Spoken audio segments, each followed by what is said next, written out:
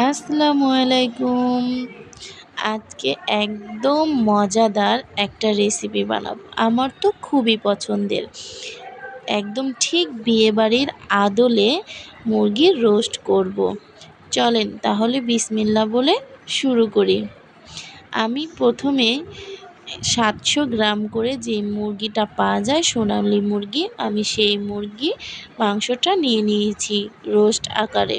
ভালো মতন পরিষ্কার করে ধুয়ে একটু লেবুর রস দিয়ে মাখিয়ে রেখেছি কিছুক্ষণের জন্য।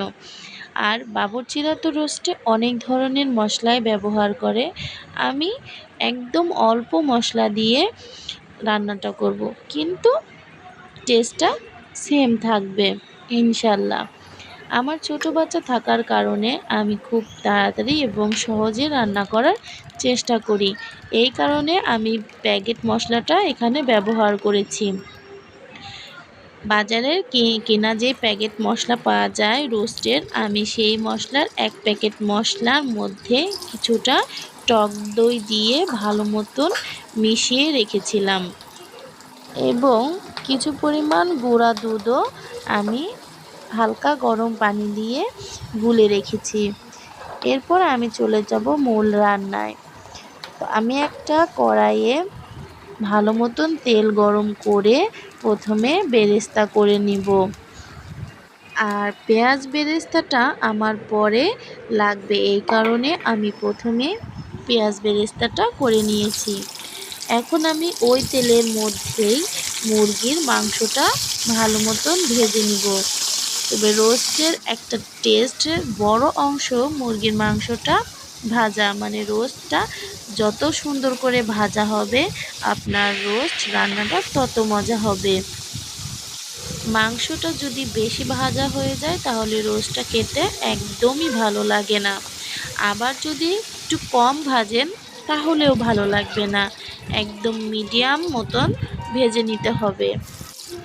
এরপর আমি সেম ওই তেলের মধ্যেই কিছু পরিমাণ পেঁয়াজ কুচি দিয়ে দেব।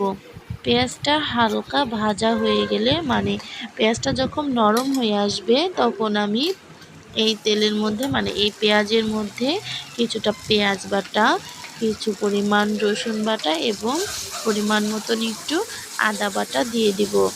আমার সবগুলো মশলা ভালো মতন তেলের মধ্যে একটু ভেজে সামান্য পরিমাণ পানি দিয়ে মশলাটা একটু কষিয়ে নিতে হবে।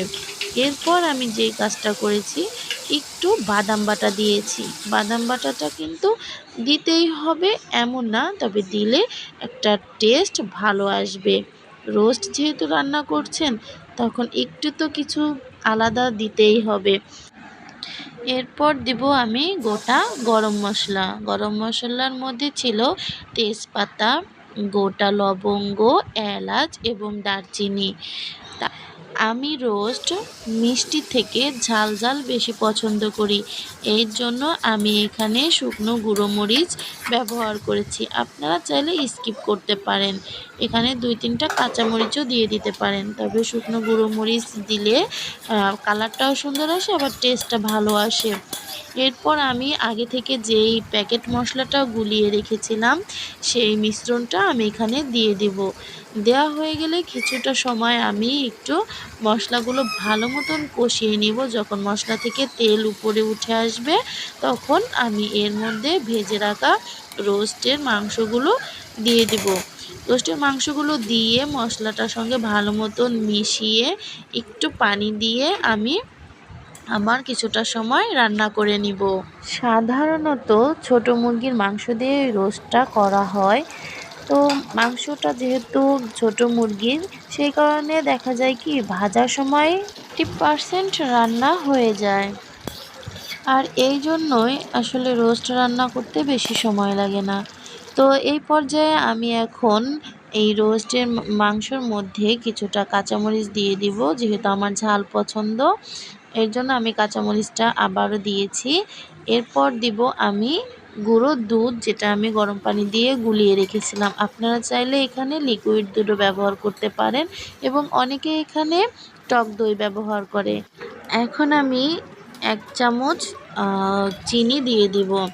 তো আপনারা যদি মিষ্টি রোস্ট পছন্দ করেন চিনিটা একটু বেশি দিবেন, আর যদি মিষ্টি রোস্ট পছন্দ না করেন, ঝাল পছন্দ করেন আমার মতন, তাহলে অল্প চিনি দেবেন, কিন্তু চিনিটা দিবেন।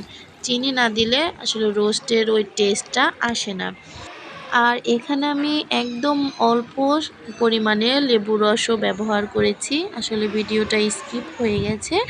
তো আমার রান্নাটা প্রায় শেষ করার আগে আমি নামানোর কিছুক্ষণ আগে থেকে যে বেরেস্তাটা করে রেখেছিলাম, বেরেস্তাটা এবং একটু ঘি দিয়ে কিছুক্ষণের জন্য ঢেকে রেখেছিলাম। আলহামদুলিল্লাহ, খুব সহজেই তৈরি হয়ে গেল বিয়েবাড়ির মতন রোস্ট। আল্লাহ হাফেজ।